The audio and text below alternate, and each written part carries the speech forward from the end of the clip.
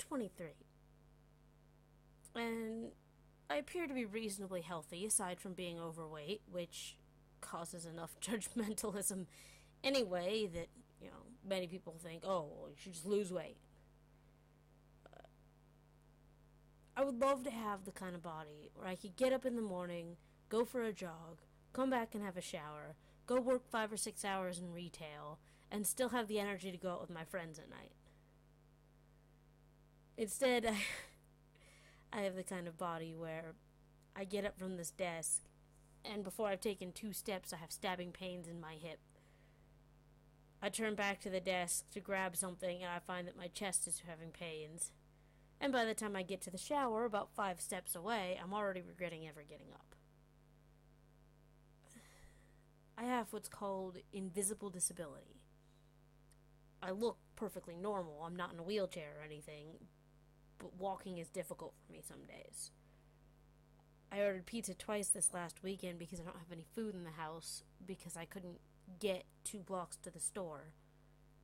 I went today, despite the fact that I know I'm not having a good day with my legs, and I knew it was going to hurt because I seriously need to go to the store. I can't keep eating pizza for every meal.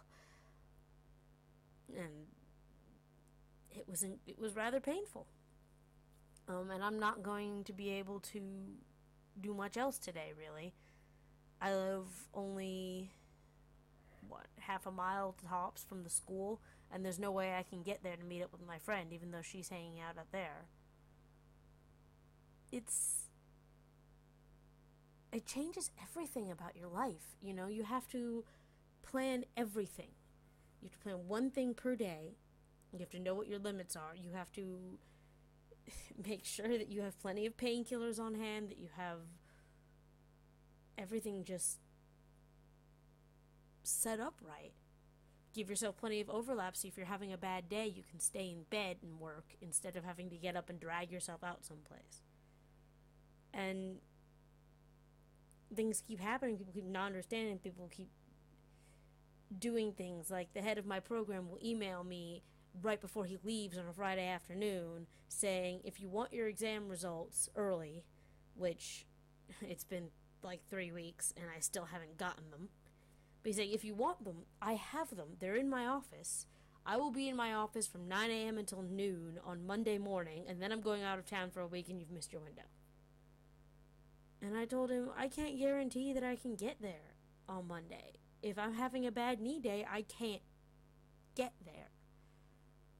I could, but it would take me twice as long. You have to give me a bigger window than that.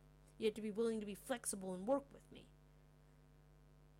I asked him if he could email me the results instead. He says, oh, you should have them by the end of the week. They should be on Blackboard. It's been 2 weeks since then, and nothing. I found that there's 2 kinds of people that I tend to go out with. The kind that I enjoy going out with will fuss over my knees every few blocks. Are you sure you're okay? You don't need to sit down? There's a bench here if you need to sit down. I like that, because as much as it can get annoying with the fussing, it's scads better than the alternative, which are, if I don't complain, they put it out of their head entirely and drag me all over the place, and I tell them, I can't, we can't, I know that you want to go on this ride, say I'm in an amusement park, but it's on the other side of the park and I can't get there. And they say, oh, nonsense, it's not that far, come on. I'm like, no, I can't. I'll be in pain. But they just don't, it doesn't click, because they're the same age as me and their bodies are perfectly healthy. They can traipse around all over theme parks and it's fine. Doctors keep telling me lose weight. And I know that, the more weight I've got, the more strain it puts on my knees. I've been able to verify that empirically through, if I have a heavy backpack full of books, it's almost certain that I'm going to have knee pain. Whereas on a good day, if my backpack's empty, I might be able to go a few blocks there and back without having any issues at all. Good days are getting rarer, but they happen sometimes. And I'd love to lose weight. I'd love to be thinner. I'd love to be more conventionally attractive. I'd love to be in better shape, have more stamina, and just feel better. I mean, I haven't felt as well since I started putting on more weight. But I've started putting on weight for a reason. When I can hardly walk 2 blocks to the store, I'm not going to be able to go down to the gym and get some cardio in, get my heart rate up, and that's what's going to help me lose weight. I could maybe go down there and lift weights, I suppose, but it's the cardio that's supposed to get that's supposed to burn fat. Ultimately, I just tire myself out and be in pain and have to stop before I do anything. I did, for a while, I would ride bikes, stationary bike, and it would help my knees loosen up a bit, but not so much anymore. I had this great program all planned out. I was going to go twice a week. They have USB ports on the machines, so I can pre-program something and just plug it in and get going. I had my MP3 player and a nice, matching water bottle, and it was great. And I go down there and I pop in the thing, and within 5 minutes, I'm just in so much pain it feels like I've already done half an hour. And I had to stop. And I realized I love the stationary bike and I can't do it anymore. While I've been in England, I weigh myself from time to time, and it's in metric, so I, don't have much, it doesn't convert right in my head, but the number has stayed the same the whole time I've been here, and I'm very proud of that. I haven't been gaining more weight since I got here. I did over the summer because I wasn't very active because I didn't have anywhere to go, but now that I'm walking from place to place, I'm able to maintain my weight. To do more than that, I'm going to need help. I'm going to need somebody who can work with me. I'm supposed to be seeing a physiotherapist. I'm waiting for an appointment to come in the mail, and I'm really kind of optimistic about that, hoping that they'll maybe understand and help me find maybe a water aerobics class or something where it won't put so much strain on my knees. Most doctors are just like, well, you need to lose some weight. Okay, anyway, so moving on. And that's it,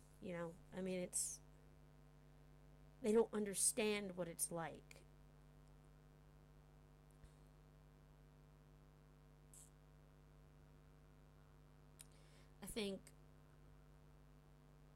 I'm not sure you really can understand what it's like.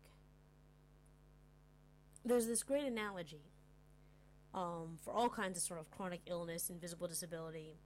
It's called the spoon theory. This woman was sitting with her friend at a diner, and she's like, what is it really like to have, I think it was lupus, to have lupus? And she's like, well, how do you explain that? How do you explain how it just changes everything? So she grabs a handful of spoons and hands to her friend and says, congratulations, you have lupus. Like, okay, what do you do when you get up in the morning? Well, okay, I jump out of bed, I grab my stuff, I go take a shower. That's a spoon. Okay, and then I go check my email. There's a spoon. And then I go downstairs and I make breakfast. Nope, slower. Okay, well, I start the coffee maker. That's a spoon. And I fry some eggs. That's a spoon. And she's like, I've lost a third of my spoon and I haven't even got out the door yet. It's like, that's what it's like. You have to, things that people take for granted, like the fact they can just pop up and go to the kitchen. I might pop up out of my seat and go to the kitchen, come back with a glass of water, and I'm fine. Or I might pop up out of my seat and there's stabbing pains up my knee, and I limp to the kitchen, and I grab as many things as I can find. I'm like, I'll get a snack while I'm up, and I'll grab a tub of ice cream and and a glass of water, and I'll go pee while I'm up because I'm not gonna want to get back up for a while.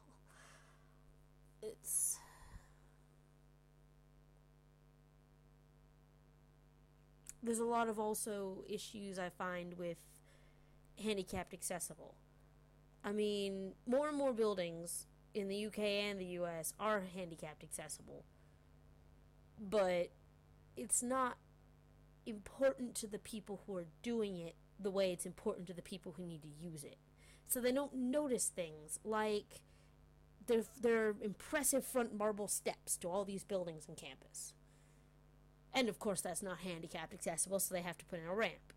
And sometimes the ramp is right next to the steps, so it's just a little bit out of your way, and you're going, great. A lot of times, though, the ramp is all the way around the back, and it leads to this long, weird corridor that eventually takes you around to the lift.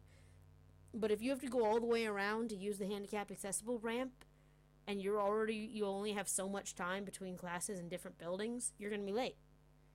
Because you have to go all the way out of your way. Even if the buildings are right next to each other, you have to loop around the back. Getting places, a lot of buses aren't accessible. Not so much a problem for me, but now that I'm thinking about these things and trying to plan out, I take lifts where possible because the stairs are really hard on my knees.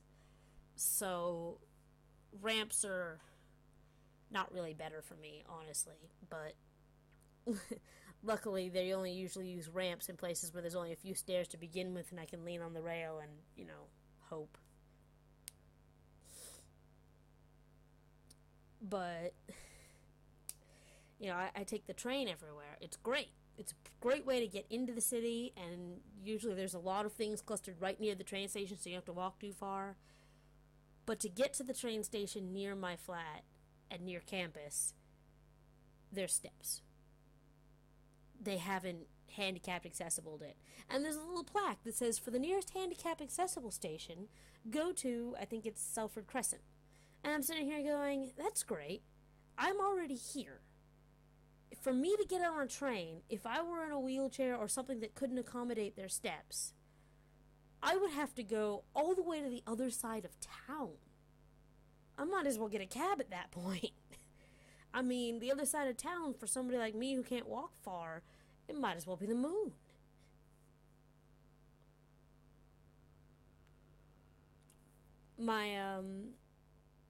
My flat is right next to the lift, which is great.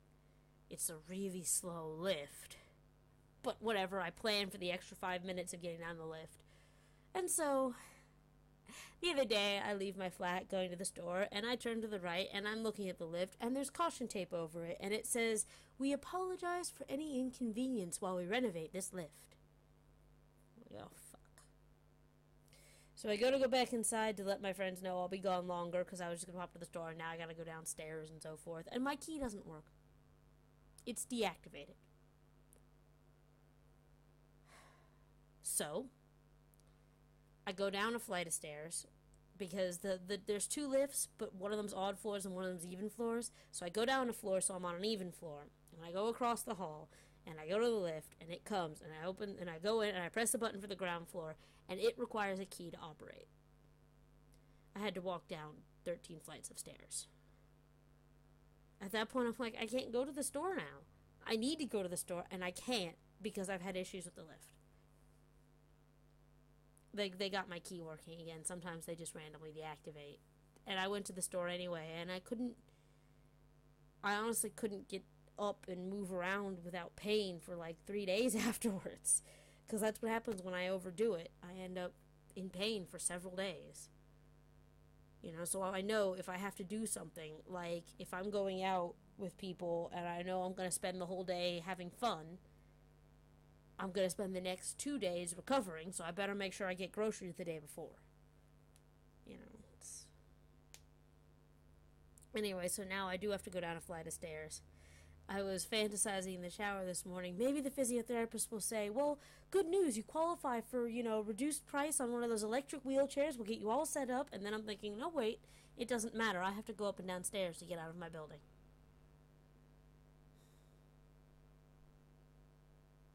It's the little things, Just want to be normal.